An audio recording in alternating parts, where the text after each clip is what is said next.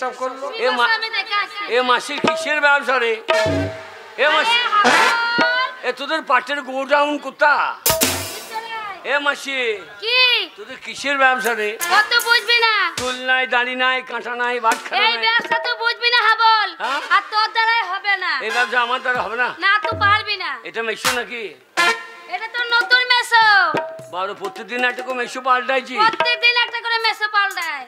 আরে তোদের কিসের ব্যবসা রে? কত বুঝবি না এই ব্যবসা। কাঁটা নাই, বাট খানা নাই, গোডাউনে মাল নাই। তুই এখন বাচ্চা ছেলে, বুঝবি না এই ব্যবসা। এ মাল লিখছে? হ্যাঁ 5000 টাকা। 5000 টাকা মাল লিখছে। এ মাল মাসি আমার হবে ব্যবসা? হ্যাঁ তোর হবে। টাকা বল আমার হবে। তোকে নিয়ে এসে আমার লোকসান হইল তো। তোকে দেখে বলতে হবে। আরে এ মাল লিখলে কিসে রে? কত বুঝবি না এই ব্যবসা। ও কত টাকা মাল দিয়েছো? আমি হ্যাঁ 5000। 5000 টাকা এখন নেবো। মাসি টাকা দে, টাকা দে। কিসের টাকা? টাকা দে। তুমি দেবে বলে 5000 টাকা। আগে তো দেবো না, সকালে সকালে। সকাল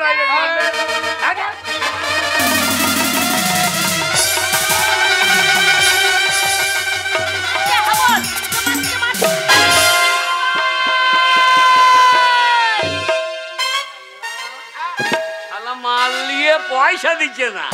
তুই আবার খুন করে ফেললি। এ মাল নাই তো রে, এ মাল নাই তো। আরে হাবল, আরে তুই ছেলেকে মেরে দিলি। হ্যাঁ। শোন এক খুলে পুলিশ আসবে তোকে ধরবে। পুলিশ?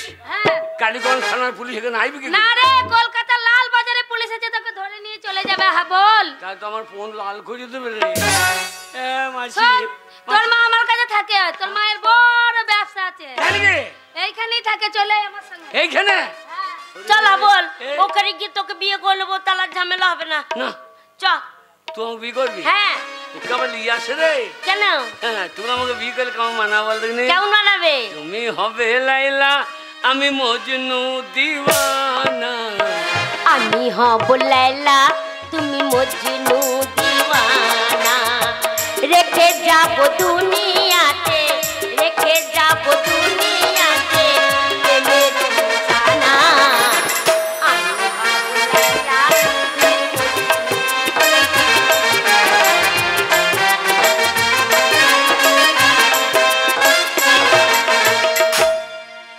কতদিন হয়ে গেল বাবু কিন্তু আমার কাছে আর আসেই না। কে জানে কি আমার কাজে ব্যস্ত। না এসে থাকতে পারি তোমার কথা। আজ আমি কলকাতা শহরে এসেছি তোমার কাছে। তাই নাকি? নিশ্চয়।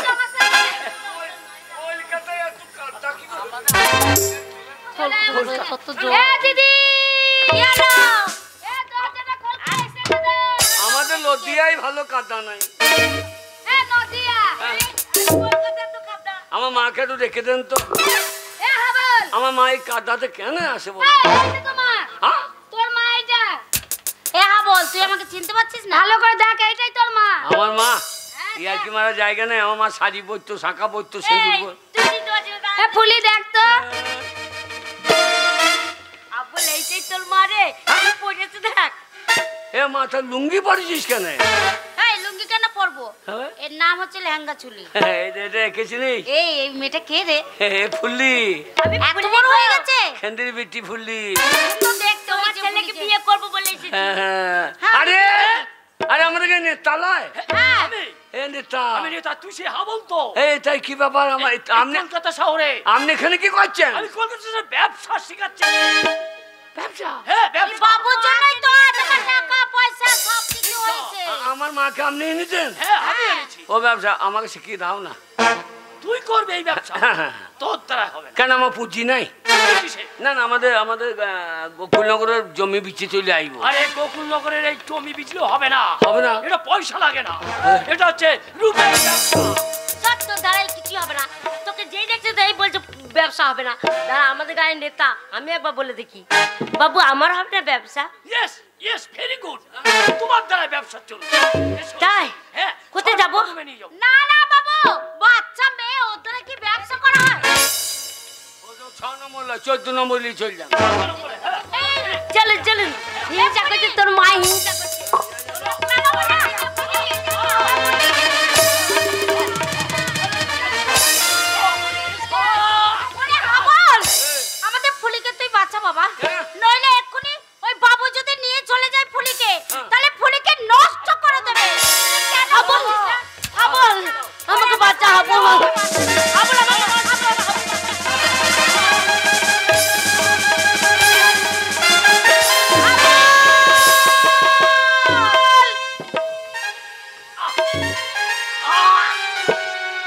শালা ভালো জিনিস নষ্ট করবা, শালা বুড়ো শয়তান। ওরে হাবল, তুই বাবুকে মেরে ফেললি। যা বাবা, ফুলিকে নিয়ে তুই গ্রামে ফিরে যা, এক্ষুনি পুলিশ এসে তোকে ধরে নিয়ে যাবে। আমি গ্রামে ফিরে যাবো না, তুই শুধু চ। না রে হাবল, যে গ্রাম ছেড়ে আমি চলে এসেছি সে গ্রামে আমি আর কোনো দিনের জন্য ফিরে যাব না। তুই বাড়িতে না গেলে বাবাটা মদ খেয়ে শুকিয়ে যাচ্ছে, গরুটা খড় খাচ্ছে না, তুলসী তলায় সন্ধ্যা বাতি জ্বলে না। তুই বাড়ি ফিরে চ মা, তুই বাড়ি ফিরে চ। বললাম তো আমি আর বাড়ি ফিরতে পারবো না। কেন? তুই কেন বুঝতে পারছিস না হাবল? তোর গঙ্গা মাঝে অপবিত্র হয়ে গেছে। না, গঙ্গা কোনোদিন অপবিত্র হয় না। গঙ্গায় পচা হাজা মরা ভেসে যায়, তবু সে পবিত্র। ওরে মায়ের কাছে সন্তানরা সব সময় মা পবিত্র, তাই তুই আমার পবিত্র গঙ্গা মা। তুই বাড়ি ফিরে চ মা, তুই বাড়ি ফিরে চ। বললাম তো হাবল, তুই চলে যা, আমি যাব না হাবল। যাবি না? না যাব না। যাবি না? না যাব না। হাবল, এ কি হাবল? শেষ পর্যন্ত তোর মাকে তুই খুন করলি কেন হাবল? তোর মাকে তুই কেন খুন করলি? কেন খুন করলি বল হাবল, কেন খুন করলি? ওরে ও আমার মা না, ও শয়তানি, শয়তানি। আমার মা আমাদিকে ফেলে দিয়ে। হাবল, একবারে পালিয়ে যাবার চেষ্টা করবে না, এই যা। পালিয়ে গেলে গুলি করে দেবো। Police, police. ওই দারোগা, আপনি আমাকে যদি গুলি চালান আমিও চালিয়ে দেবো। না হাবল, পুলিশ শোন, তোর মাসিকে ছেড়ে দে। তোর মাসিকে আর খুন করিস না, তোর যে সাজা হয়ে যাবে। একটা খুন করলে ফাঁসি হবে, 10টা খুন করলে একই জিনিস হবে। গুলি চালালে আমিও চালিয়ে দেবো। হাবল, হাবল নাম আমি গুলি করবো না। তুই তোর মাকে খুন করলি কেন? এ আমার মা। হ্যাঁ মা। আজকাল মা বলে কেউ নেই, আজকাল মা বলে কেউ থাকতে পারে না। মা, এ আমার মা নয়, এ মা বলে কেউ থাকবে না। এ আমার মা নয়, এ মা সে মা নয়, এ মা জাতির কলঙ্ক। মা বলে কেউ নেই। কে আপনি? আমি মাদার টেরিজা। আপনি মাদার টেরিজা? হ্যাঁ, আমি কত অনাথ শিশুদের আমার আশ্রমে মানুষ করেছি।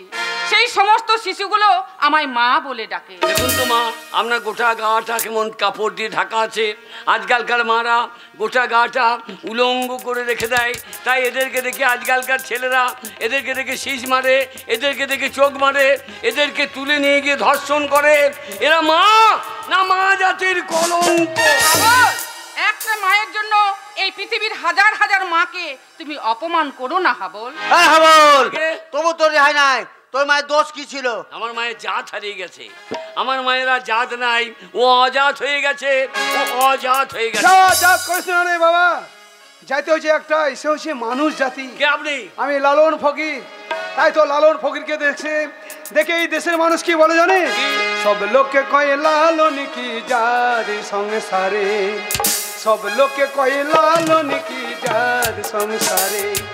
লালন বলে জাতির কি রূপ, লালন বলে জাতির কি রূপ, দেখলাম না এই নজরে, সব লোককে কয়ে লালন কি যার সংসারে। হাবল, আগে তবু তোর রেহাই নাই। তুই একটা ভালো স্কুল মাস্টারকে খুন করেছিস। মাস্টার? হ্যাঁ মাস্টার। আজকালকার মাস্টার আজকালকার মাস্টার মাস্টার বলে আজকাল কেউ নেই, আর মাস্টার বলে কেউ থাকতে পারে না। কে বলেছে নেই? কে আপনি? আমি মাস্টার দা সূর্য সেন। ওই ব্রিটিশ সাম্রাজ্যকারীর বিরুদ্ধে আমি গর্জে উঠেছিলাম। বাংলাদেশের চট্টগ্রামে ওই ব্রিটিশ সাম্রাজ্যকারীর অস্ত্রাগার লুণ্ঠন করার মেন মাস্টার মাইন্ড আমি মাস্টার সূর্য সেন। আপনি মাস্টারদা সূর্য সেন? বলুন তো মাস্টারদা, আপনারা যখন এই দেশকে স্বাধীন করেছেন কত মেয়ে আপনাদের কাছে গেছে, আপনারা কটা মেয়েকে ধর্ষণ করেছেন? আজকালকার মাস্টাররা 5 বছরের ছাত্রীকে ধর্ষণ করে। এরা মাস্টার না, মাস্টারের নামে কলঙ্ক। না হাবল না, একটা মাস্টার দিয়ে তুমি ভারতবর্ষের হাজার হাজার মাস্টারের বদনাম করতে পারো না। আজও ভারতবর্ষে ভালো মাস্টার আছে, তাদের কাছে লেখাপড়া শিখে কে হয়েছে ডাক্তার, কে হয়েছে ইঞ্জিনিয়ার, কে হয়েছে ব্যারিস্টার, কে হয়েছে বৈজ্ঞানিক। তাই একটা মাস্টার দিয়ে তুমি অন্য মাস্টারের বদনাম তুমি করতে পারো না। হাবল, তবু তোর রেহাই নাই। তুই একটা ভালো নেতাকে খুন করেছিস। নেতা? হ্যাঁ নেতা। আজকাল আবার নেতা আছে নাকি কেউ? আজকাল নেতা বলে কেউ নেই, আর নেতা বলে কেউ থাকতে পারে না। কে বলে কেউ নেই? আমি আছি। কে আপনি? নেতাজি সুভাষচন্দ্র বোস।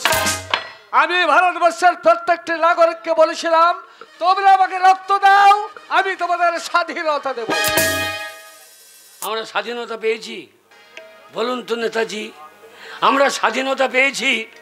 আজকালকার নেতারা নেতা, যে নেতারা গ্রাম থেকে মেয়েদের নিয়ে এসে কলকাতায় ফুর্তি করে এরা নেতা, যে নেতারা 100 দিনের কাজের টাকা মেরে খায় এরা নেতা, বিধবাদের পেনশনের 1000 টাকা থেকে এরা হাত পেতে টাকা নেয় এরা নেতা?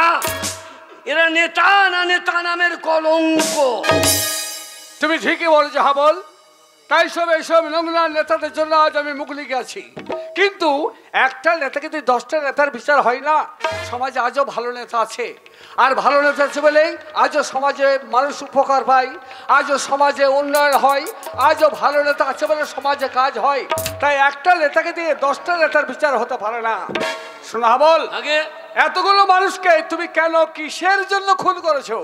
কাদেরকে আপনি মানুষ বলছেন? যাদের খুন করেছো। স্বচ্ছ ভারত স্বচ্ছ ভারত বলে খালি মানুষ চিৎকার করে।